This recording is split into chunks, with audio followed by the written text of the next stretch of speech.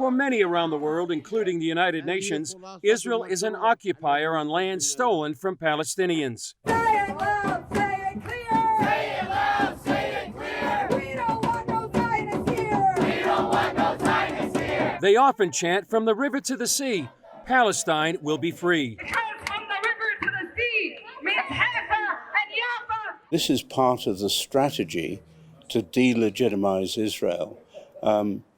Not only is there a biblical mandate for the state of Israel, the modern state of Israel, but there's a legal foundation as well. Producer Hugh Kitson's new film, Whose Land, disputes the accusation Israel is illegitimate by stating a legal foundation established more than 100 years ago. At the 1920 San Remo Conference, the victors of World War I divided the Middle East. The result included a British mandate, reestablishing a homeland for the Jews.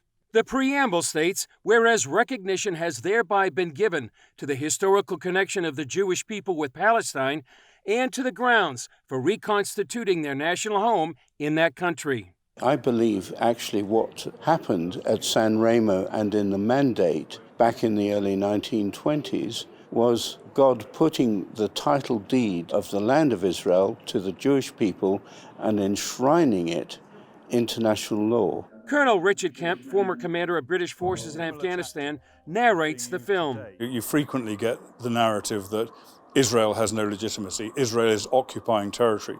And this film shows that that's not the case. It shows that Israel's sovereign territory is legally its sovereign territory. And it is not illegally occupying anything. There are no illegal settlements.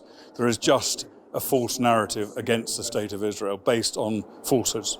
Camp adds many Jews and Christians need to know the true story of Israel's legal right to the land. And I think this film plays a major role in educating people about the truth and about what the reality is compared to the narrative that is shoved down everyone's throat by the media, by some human rights groups, by the United Nations, by the EU and various other international bodies. The film cites other experts, including international law professor Avi Bell. Simply putting out the basic facts about what happened to whom when, why it is that the Jewish people have legal and historical and moral rights to their homeland in Israel. It turns out this is of fundamental importance. It should be obvious, but it's not. Many, including the Biden administration, continue to push a two-state solution as a resolution for the Israeli-Palestinian conflict.